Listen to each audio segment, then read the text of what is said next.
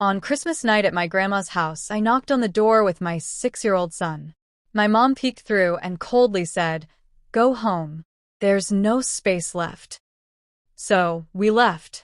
10 minutes later, my grandma called, furious. "Come back right now." What happened when we returned shocked my parents and brother completely.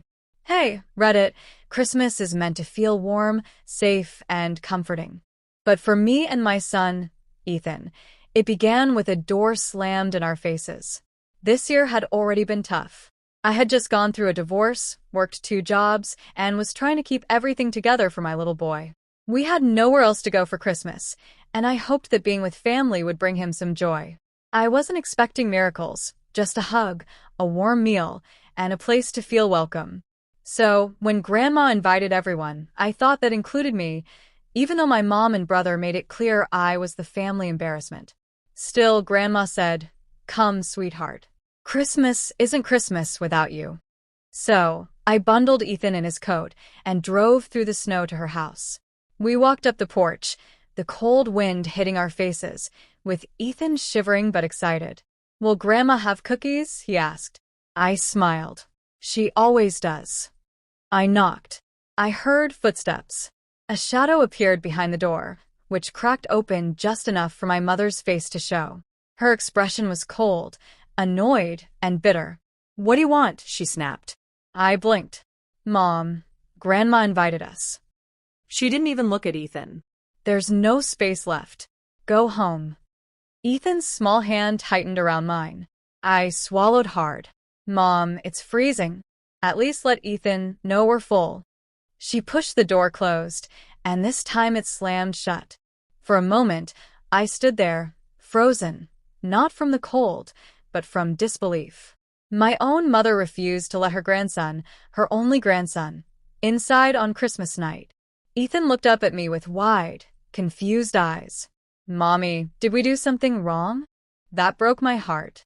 I forced a smile, though I didn't feel it. "No, baby. We'll just go somewhere warm." "Okay." We turned around and walked back down the steps into the snow. My car heater hardly worked, but I cranked it up anyway and drove to a nearby gas station just to escape the cold and figure out what to do. Ethan sat quietly in the back, hugging his toy dinosaur. My phone buzzed. Unknown number. I answered, "Hello." The voice was sharp, furious, and unmistakable. "Where are you?" Grandma demanded. My mouth trembled as I replied that Mom said there was no room. We left. There was a long pause, then Grandma shouted, "Get back here right now." I flinched. "But now." She hung up. I drove back, my heart racing, unsure of what awaited us.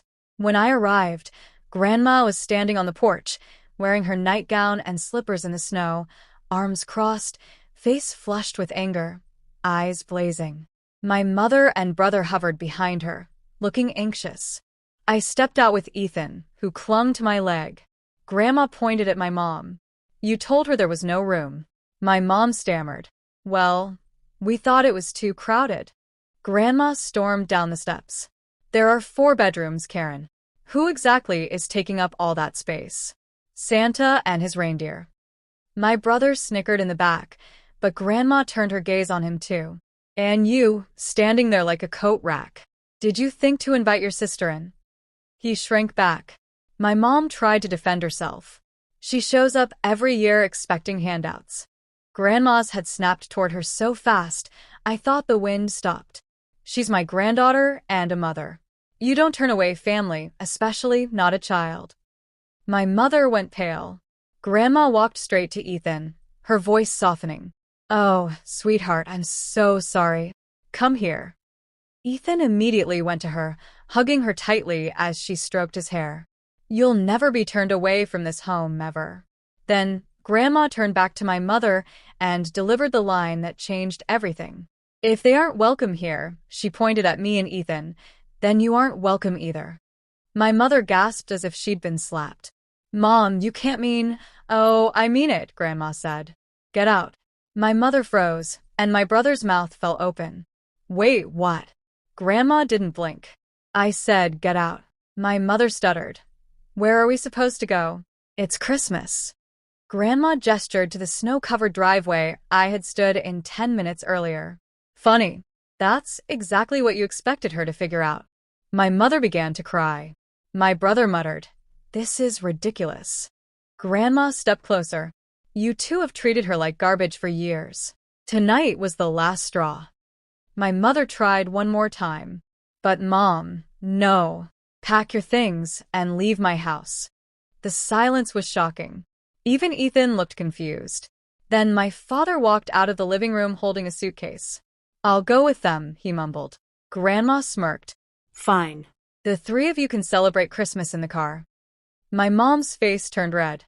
"You're choosing her over your own daughter." Grandma raised her voice. "I'm choosing decency over cruelty."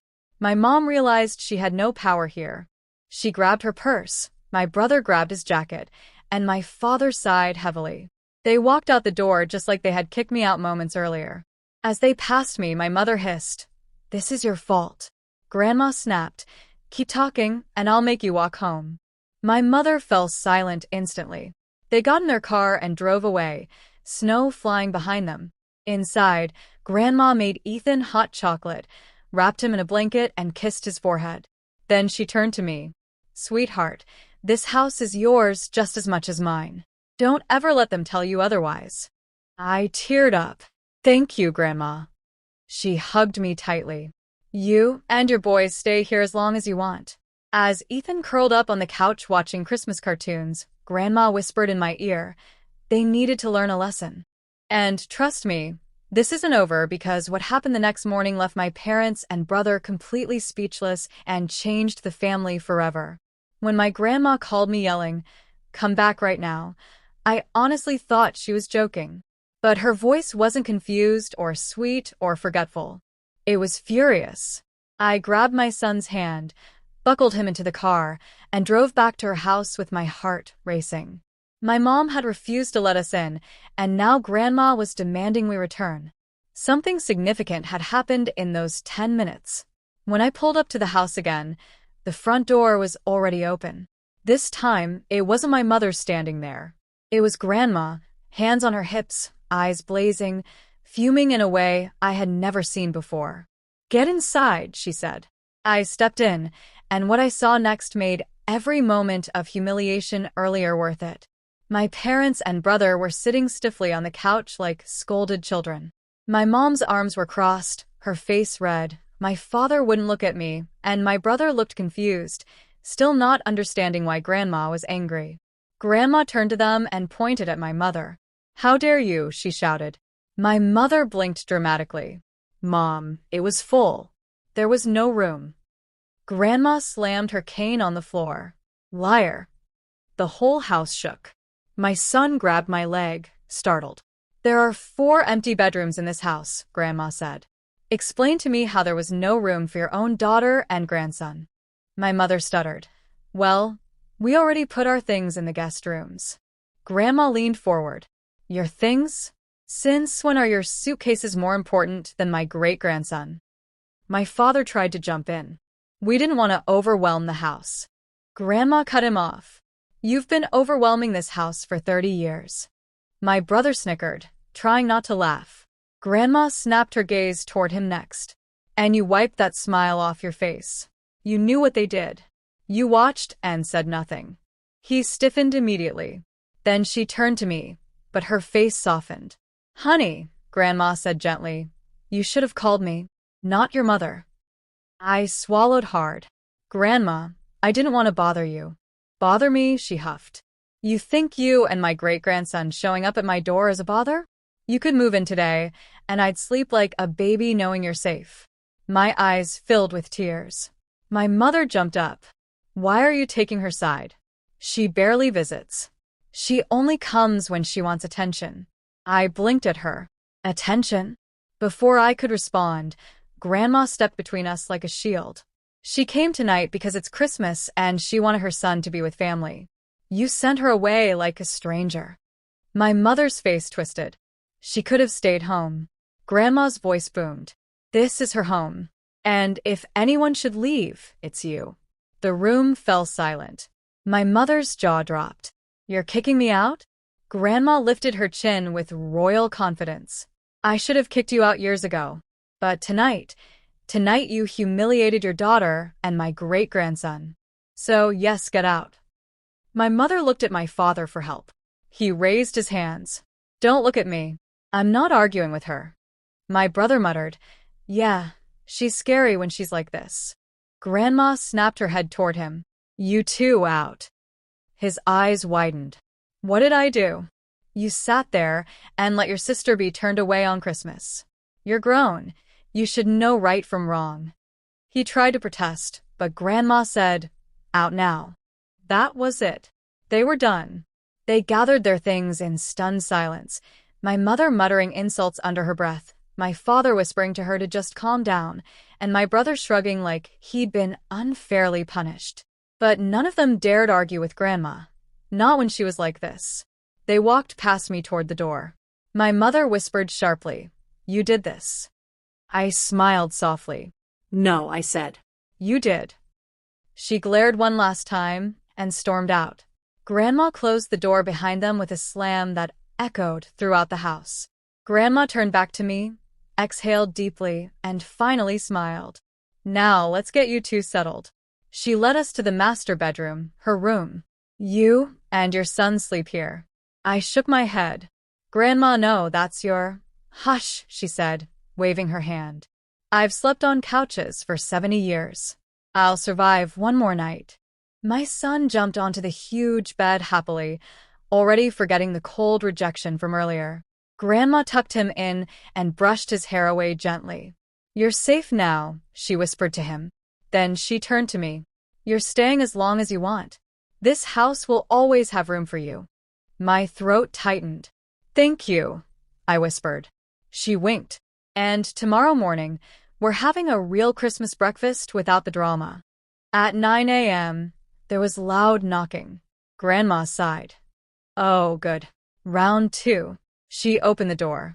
My mother, father, and brother stood there looking embarrassed. My mother spoke first. We came to apologize. Grandma crossed her arms. Apologize to me or to her? My mother briefly looked at me, then back at Grandma. To you. No, Grandma said. Wrong answer. My father stepped in. We were wrong. We shouldn't have turned them away. My brother nodded. Yeah, sorry. It wasn't sincere, not even close. Grandma wasn't fooled. She opened the screen door wider, not to let them in, but to make her voice louder. If you want to be part of this family, she said clearly, you will treat my granddaughter and great-grandson with respect. If not, stay out. They stood frozen, no excuses, no defense, just silence. Finally, my mother whispered, We're sorry. Grandma looked at me. Your call. I thought for a moment. Then I said, You can come in, but you're not staying long. My mother swallowed hard. Fair. They walked in slowly, quietly, like people entering a church after committing a sin. And for the first time in my entire life, I wasn't the outsider. I wasn't the one begging for space. I wasn't the one being pushed out. I was the one being protected by someone who truly cared.